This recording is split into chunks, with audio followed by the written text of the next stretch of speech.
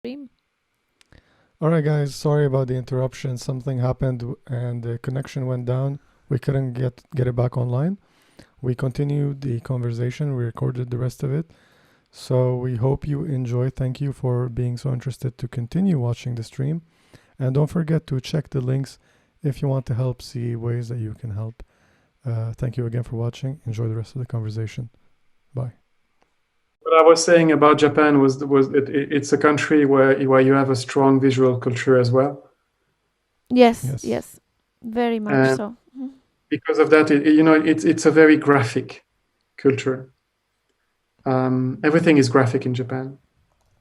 So you have lines and colors everywhere. You have three-dimensional effects created by many things. It can be by clothing, by architecture, by posters, advertisement, anything.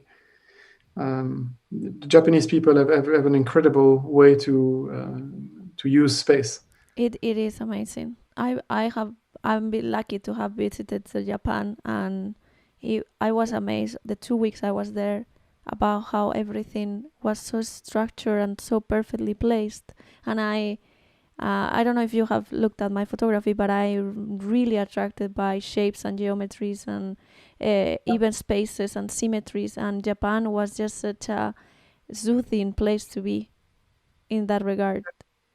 Everything is graphism. Everything is lines. Everything is space. And a extreme sense of beauty all around in almost everything. Yeah. I think there is a desire. There is a strong desire for beauty. Yeah. In everything they do, maybe. It sounds a bit cliche to say that suddenly for Japan, but really they will try to pursue their task with something included, and this something is a strong sense of aesthetic. And to me, what surprised me a lot, it was that aspect of Japan, but also at the same time how everything is supposed to be as useful and as streamlined as possible. So they really try to integrate these two aspects, which is the utilitarianism. How you say that? Now I can't say it correctly. Sorry. Utilitarianism. Yeah, like something to be useful and to be there and to serve a purpose, but at the same time hold this beauty. And I think that's the same dichotomy that you find in Japan, which is this strong presence of the traditional Japan and the imperial Japan with the super modern and forward society that Japan has also made, which also is a dichotomy that brought me crazy when I was there. Yeah. So it's a very interesting place to photograph for sure and to get to know. I think you expressed it marvelously. It was. I encourage anybody that if you want to take a travel somewhere, I would really encourage you to think about Japan, because it's gonna make you think so differently about the world as well, and apart from how beautiful it is just to be around. So it's a very interesting destination. Not to, of course, disregard the rest of the world, which are a lot of interesting places to be, but just to let you know that I don't see anymore. I know. I had to turn it off because I don't know if that's causing the issue, but I'm still showing the pictures on. Okay. I'm gonna try to run it again. Everybody who's watching, if we go down, we will be back. So don't freak out. All right. So let's see if I can do this again. So now here. Now you can see us again. Yeah. Again. Yeah, and I know you have something to tell us about the geishas. Yes, maybe you can go backwards to the first ones of the series. Is it? This is the first one, and you can go from this one. Yeah. You can go on the second one then.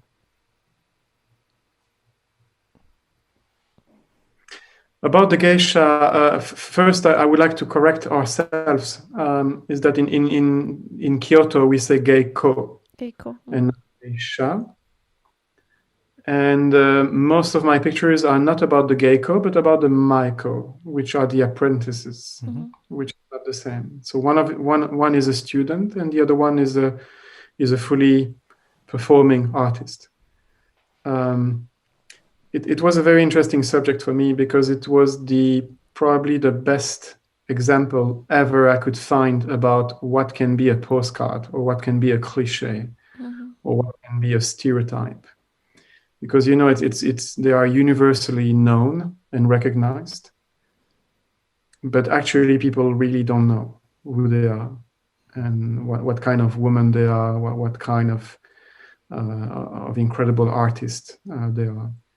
So that's how I started. I started from this paparazzi point of view, which you can see in this picture. Completely surprised to see that. I never expected to see such a love, such a hysteria when a geiko is moving from one tea house to another one, or just moving back to her tea house or to her home. And it was very interesting to see that superficial pictures, let's say. Once again, I'm not saying they are bad pictures. I'm just saying that they are superficial to my point of view, because most of these people, because I can understand Japanese, because I speak some Japanese, I could understand quickly that they didn't even know there was a difference between geiko and maiko. They didn't even really know that some of the Japanese tourists go to a makeup place and they are being dressed as maiko or geiko. And they like to do that for fun. They take pictures, and also they do it because in some places they can enter free. And so they do a tour. They are from Tokyo, from Hokkaido, Sapporo, Osaka, whatever. And they go to Kyoto, and they are being dressed and made up as a maiko, geiko. And even Japanese photographers, Japanese themselves, they cannot make the difference anymore. So imagine a foreigner, a stranger. I saw so many foreigners, strangers, thinking they were photographing a maiko or geiko, but actually they were photographing just a girl from Tokyo. So it was interesting for me. Of course, it's funny, but it's from an anthropological point of view, it's very interesting to see the dichotomy, and once again the gap between the image and the reality, between what they are really and who can fake what.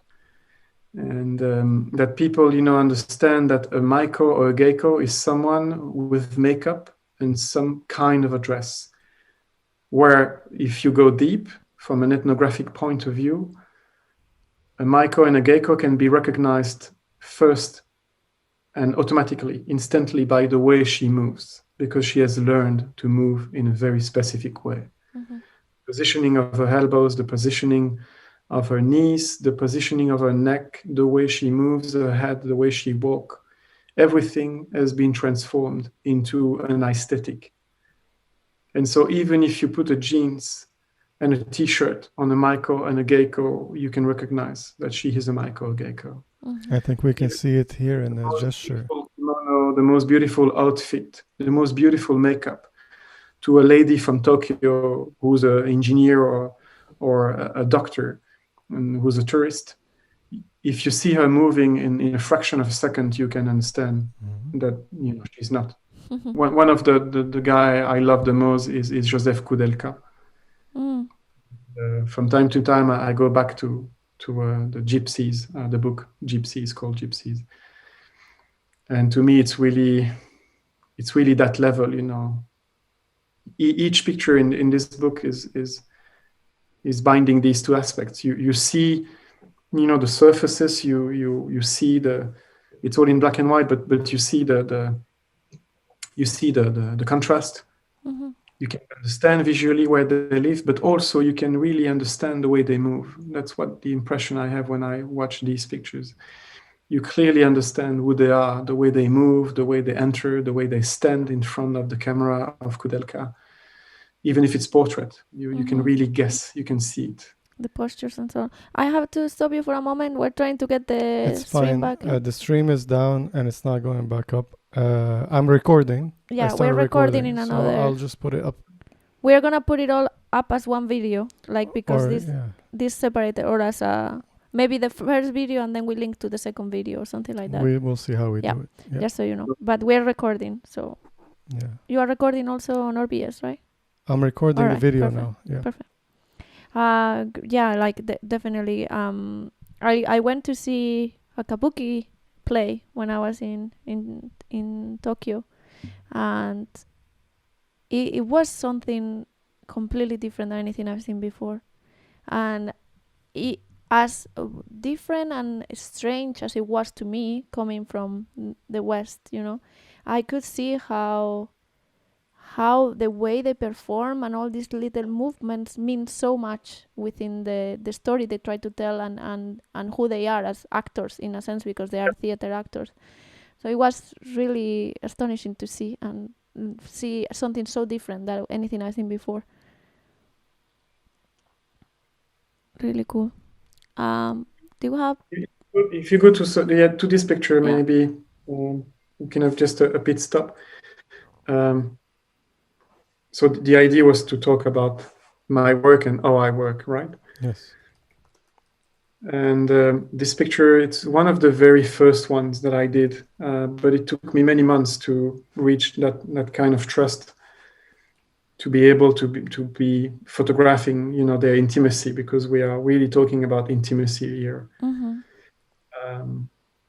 The makeup is very intimate. You're not supposed to be there, although there has been, of course, some photographers who managed to photograph the makeup for sure. But I wanted something different. I wanted something that can show a bit of everything in one shot. Sorry, I just lost my... Can you hear me? It's fine. Everything is falling apart today. Yeah, I'm just lost my... Wow, that's going to be strange. Did the power cut off? Yeah, power went completely off. I think it's the pharmaceutical companies are onto us, because we were talking about them.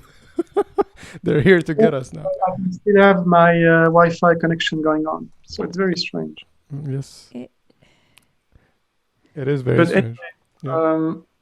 Yeah, I was saying that, it's also a part of the work, trying to build a genuine relationship. Mm-hmm. And something that the people will be able to really trust you, that because they understand the way you work, they understand who you are, they understand the way you want to portray them, mm-hmm. and they will just let you in.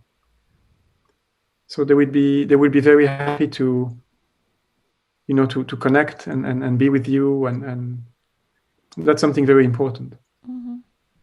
And if you can build that and be genuine in building it, then you can really access things that normally are inaccessible.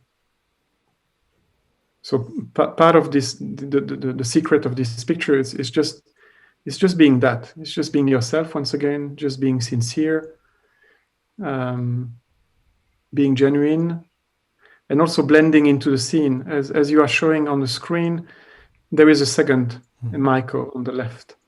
Mm-hmm. So it's not only the central one, it's also the one on the left who's kind of thinking, reflecting, and also focusing about the makeup and probably about what she will need to perform today as an artist. And she's drinking, she's completely forgetting that I'm there. And the same for the central Michael. They completely lost track of my presence. That's the ultimately wish of a photojournalist or a documentary photographer, just to be there and not be seen. Fly on the wall. Yeah, or having an invisibility cloak. Yeah.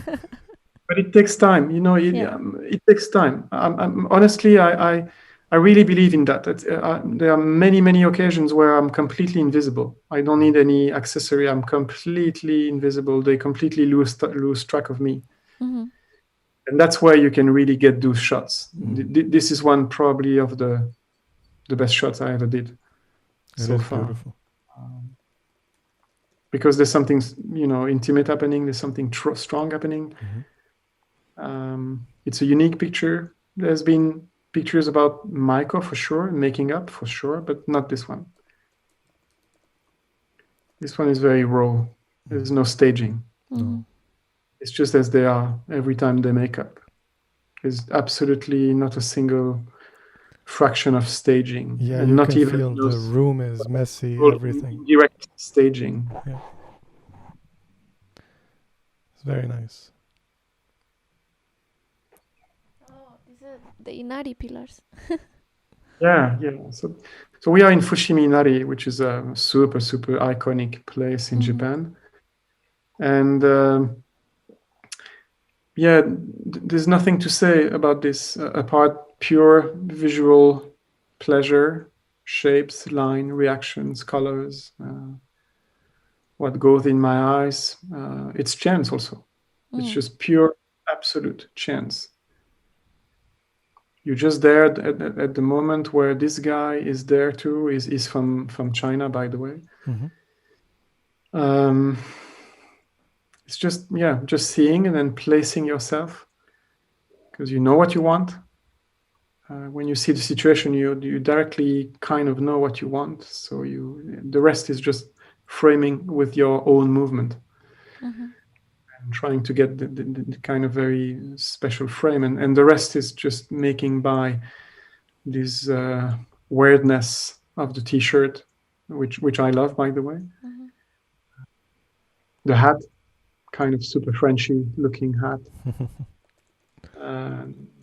You know you are in Japan, and then you don't know. So it's a super Japanese picture, and at the same time, is it really Japan? Yeah, there's something breaking the cliche. It's very hard. I struggled a lot when I was traveling through Japan to not take the typical postcard type of photo. It's really hard, and it's challenging because you have all these beautiful things around, but it's like I don't want to take the same picture over and over again. I want to see this from a different angle. I want to find this special moment that is not just the typical vision that everybody has of Japan. Yeah.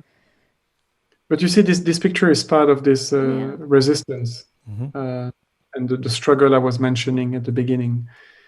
I'm myself struggling with postcards because I see them, and I see beauty also. There are some postcards that are just beautiful. Definitely. We should not say that it's not good. It's just that as a photographer, if you want to at some point reach another level and have something like a very strong personal signature. Indeed. That is really your point of view and not the repetition of something else that we all have in our eyes, in our visual cultures. Then it's a real struggle. It's a real fight. It's hard. It's challenging. I'm doing a lot of wrong shots. Every day I'm doing wrong. And from time to time, I'm doing one picture that I truly like, want, desire, and which is this very personal point of view on something. So Japan is really hard for that. And most of the people who travel with me during these workshops that I lead in Japan, they really struggle because it's really hard. It's the first time they go in the country. Me, I've been traveling there for 11 years. So of course it's easy for me. But for them, it's really hard. And it's part of my work also. And I'm trying to show some other pictures. Trying to show them that they can be very personal, very, very personal. And that there's no obligation to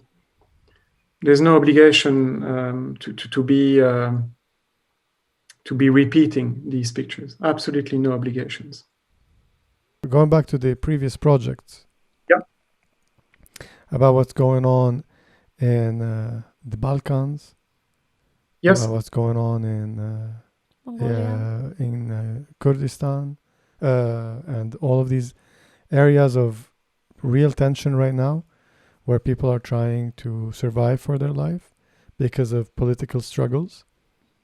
You mentioned you work with NGOs, and people are going to see the show. Is there any way they can help? Can we put some links in the show so people can, provide help? Is there any way to make change, really? Can we do anything here at home? Yeah, there are for sure very efficient ways to make change and to help these actors in the field to really make a difference. As I said, we're talking about all the major big names of NGO world and also some associations. If you search on the web, you will very easily find names of local organization as well as the big international NGOs that I work with. So it's very easy to find it online. And I can assure you that everything that you would be helping with will directly go to the field work and to the beneficiaries. We sometimes hear these very, I don't even know how to qualify them, but these very strange reactions of people. Oh yeah, but you never know where the money will go. Mm-hmm. I mean, I've been in the field for the last 6 years. I can tell you very clearly that the money goes to the beneficiaries. Mm-hmm. And so everything you do, everything you try to achieve, every money, because we're talking about money also, that you can send to the NGOs, it will directly help and it will go directly to the beneficiaries. So it's important. Any act of solidarity you can do, it's important, whatever the scale. We're not talking about big money. It can be, small money. If we are honest with ourselves, every month we spend probably 20, 50 euro for nothing. Come on, I mean, let's be honest.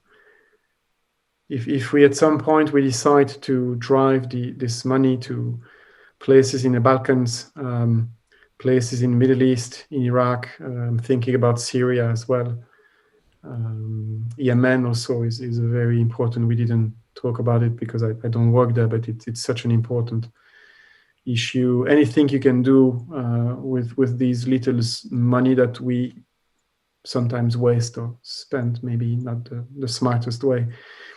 Every of these little penny, euros, whatever, they will make a difference, and they will directly go to beneficiaries and the operations in the field. Great. That's really reassuring to hear, because as you mentioned, a lot of times you hear murmurations about people not trusting in these organizations, and it's an excuse. It's an excuse not to do it. Honestly, it's an excuse not to do it. I can tell you really clearly. I've been discussing with many NGOs, off discussions, official discussions, behind the scene discussions. Really, the 95% goes directly in the operations. The 5% remaining is just to make these operations possible, which then, of course, includes to have a staff, to have some cars, to have some tools, some operational fees, basically. Possibilities. Yeah. But really, the most of it goes to the beneficiaries, to the people in need. That's something important to say again and again and again, and to say it clearly and loudly. So I think it's important if we can say it at the end of this talk we have together. That's the only thing maybe to say. Do something. Yes, we will leave links in the description for all the ones that we can find. If you can recommend anything, we can talk about it as well off air. You can send us the links, and we will put them in the show for everybody who stumbles upon this lovely conversation and feel like they want to help make a difference. For sure. Other than that, thank you so much. We took a lot of your time. Yeah, it went long, but it was so enjoyable and so many interesting I'm completely in the darkness. All my lights are gone. It's a mystery. I will try to fix it. Maybe it's only the fuses down or something like that. That's why you still have Wi-Fi. Yeah. Thank you for the invitation, and thank you for the questions and the questions of the audience. Thank you for joining us. We really appreciate it, and we're looking forward to hear back from you after maybe you've done a few more projects. You want to share them. Our door is always open. We love talking to you. It was much pleasure. We really thank you for it. This can be your home whenever you need it. Yes. Okay. Thanks a lot. Thank you so much. With a lot of pleasure. I will come back to you. Yeah. All right. Bye, everybody. Bye.